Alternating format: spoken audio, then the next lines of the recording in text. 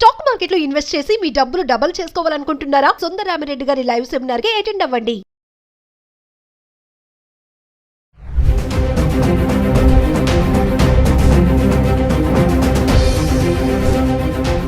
నమస్తే, welcome back to Suman TV. ప్రస్తుతం మనతో పాటు ఉన్నారు business analyst doctor Nandi Rameshwar Rao గారు.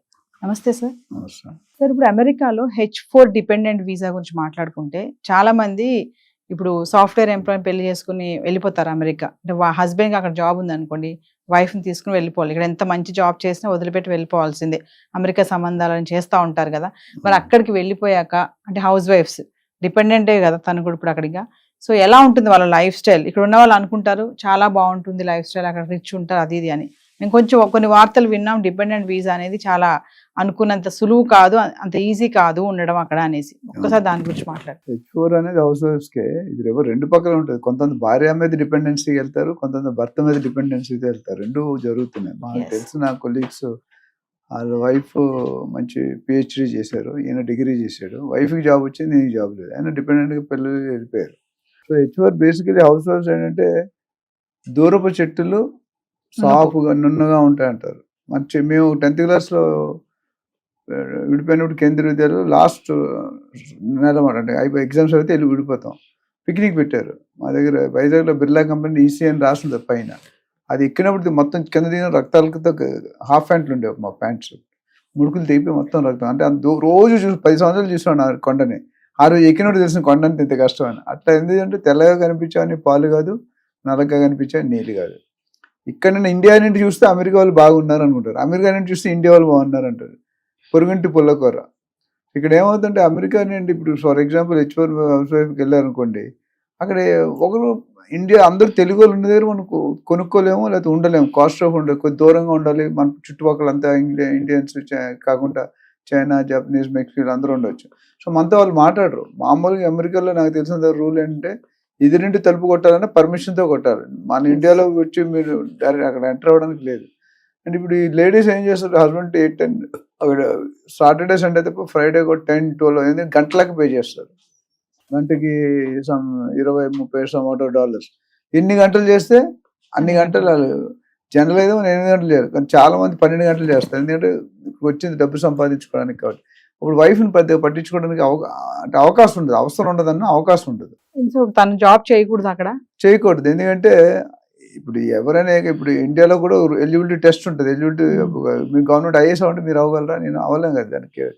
అట్లా EAD అని ఉంటుంది, EAD ఎంప్లాయ్మెంట్ ఆథరైజేషన్ డాక్యుమెంట్. అది సపోజ్ మీరు 2025 వెళ్తే 2031 6 years 5 to 6 years మినిమం దానికి వెయిటింగ్ పీరియడ్ రావడానికి. అంటే EAD వస్తే తర్వాత మీరు ఎంప్లాయ్మెంట్ మాట్లాడవచ్చు. అంతవరకు మీ హస్బెండ్ ఇన్కమ్ మీద మీరు డిపెండ్ అవ్వాలి. హస్బెండ్ మీరు భార్యను పెంచాలి, పిల్లలుంటే పిల్లల్ని పెంచాలి, తల్లి ఉంటే వాళ్ళని పెంచాలి, అత్తమ్మంటే ఎవరైతే జనరల్ ఫ్యామిలీ ఒక ఫ్యామిలీ ఏంటంటే తినేవాళ్ళు 5 ఉంటారు. మన కండిషన్స్ అట్లున్నాయి. చాలా మంది మీరు చూసుకుంటే టైం ఇవ్వట్లేదు, డైవర్స్ చేసేవాళ్ళు. నన్ను పట్టించుకోవట్లేదు, ఎక్కడికి వెళ్ళిపోతున్నాను. అక్కడ టైం ఇవ్వాలనుకుంటే ఇవ్వలేరు. అందుకనే Saturday Sunday enjoying day. Friday night మళ్ళీ 8 గంటలకి అయితే మళ్ళీ మండే మార్నింగ్ 8 గంటలకు కనిపించారు వాళ్ళు. 2 days విపరీతంగా ఎంజాయ్ చేస్తారు, మళ్ళీ 5 days విపరీతంగా కష్టపడతారు. మనకు అలా ఉండదు. మనకి అటు ఇటు రెండు పక్కల flexible. Wife is double edge knife అని చెప్తావు కదా, అలా. సో ఇక్కడ అదొకటి. రెండోది, మోస్ట్ ఆఫ్ ది లేడీస్ ఇప్పుడు లాస్ట్ 10 years చూసుకుంటే educated and qualified and employed ఇక్కడ ఇండియాలో. కానీ అమెరికాలో రాకపోవచ్చు. ఇప్పుడు హస్బెండ్ కొద్దిగా హైలీ క్వాలిఫైడ్ అంటే మంచి కంపెనీలు వస్తాయి. ఇప్పుడు మామూలు డిగ్రీ చేసి కంప్యూటర్ చేసేవాళ్ళు, ఇంటర్ చేసి కంప్యూటర్, ఇప్పుడు పెద్ద పెద్ద కంపెనీలు అన్నీ కూడా 20,000కి మా మేనగోళ్ళు మనం జాయిన్ అయింది, 35,000కి జాయిన్ అయింది MCA చేసి. MCA బిగ్ డిగ్రీ కానీ అదే అంతమంది కంప్యూటర్ గ్రాడ్యుయేట్కి వెళ్తే 50,000 లక్ష రూపాయలు ఉంటుంది 10 years. ఇప్పుడు అది తగ్గిపోయింది. ఇది ఇక్కడ పని చేసి ఉంటారు కదా, పని చేసినప్పుడు ఏదో కొద్దిగా ఇన్కమ్ ఉంటుంది. ఇన్కమ్ ఉన్నప్పుడు లగ్జరీ అలవాటు అవుతుంది. లగ్జరీ అలవాటు అయినప్పుడు అది ఖర్చు పెట్టాలనిపిస్తుంది. సడన్గా ఒక 5 ఇప్పుడు 21 అయిపోతుంది, ఒక 5-6 సంవత్సరాలు 26-27 పెళ్ళి అయింది అనుకోండి. 6-7 సంవత్సరాలు మంచి లగ్జరీ, అమ్మని అడగట్లేదు, నాన్న అడగట్లేదు, మన డబ్బులు. అక్కడికి వెళ్తే ఏమవుతుంది, ప్రతిదానికి హస్బెండ్ అడగాడు, డిపెండెంట్ కాబట్టి. ఓ పూరి కొనాలంటే $8 అట్లా. ఏదైనా డాలర్లోనే ఉంటుంది. ఇక్కడ డాలర్ అంటే ఇప్పుడు ఒక బిర్యానీ తీసుకుంటే 300-400, మన ఇండియాలో మంచి బిర్యానీ తిరిగిపోతుంది. అక్కడ 2,000-1,800 ఉంటుంది ఒక బిర్యానీ.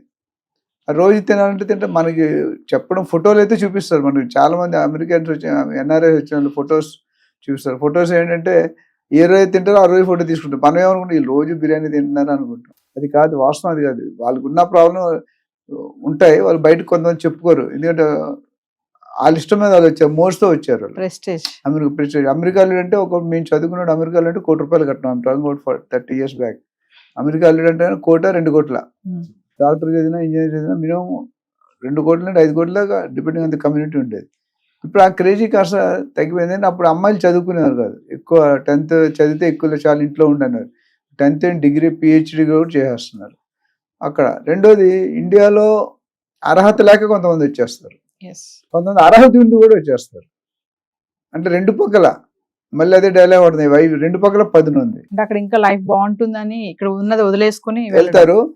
అక్కడ వెళ్ళిన తర్వాత ఫస్ట్ 2-3 నెలలు కొత్త కొత్త ప్లేస్లు అన్ని చూస్తారు. తర్వాత ఇంకా వాళ్ళకి ఫ్రస్ట్రేషన్, హెజిటేషన్, మెంటల్ సూసైడ్, అంటే mental suicide basically, stress levels, depression ఇవన్నీ వచ్చేస్తాయి.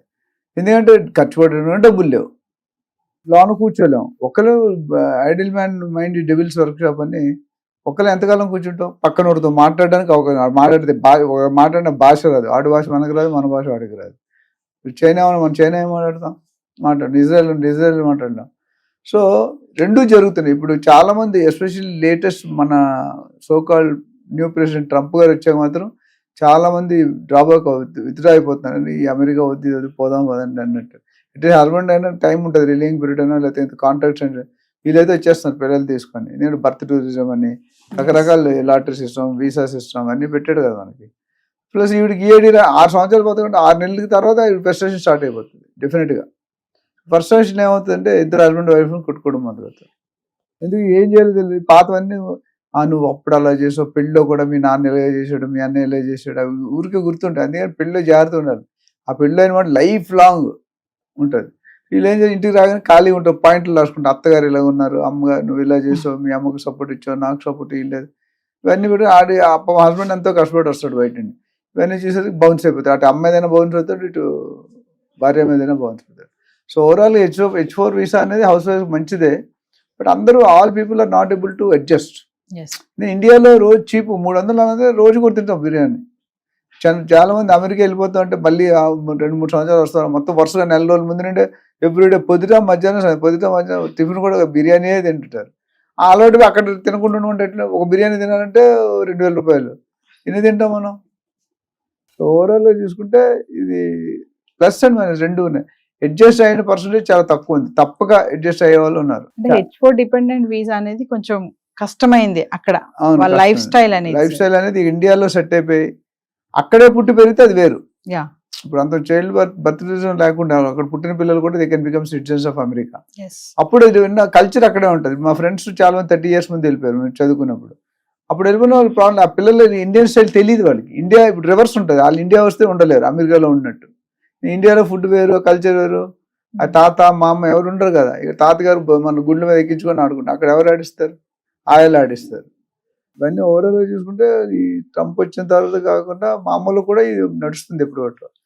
టు సీ అడ్జస్ట్ అయ్యే వాళ్ళు ఎంతమంది అడ్జస్ట్ అవన్న వాళ్ళే ఎక్కువ మంది అనిపిస్తున్నారు. Thank you sir.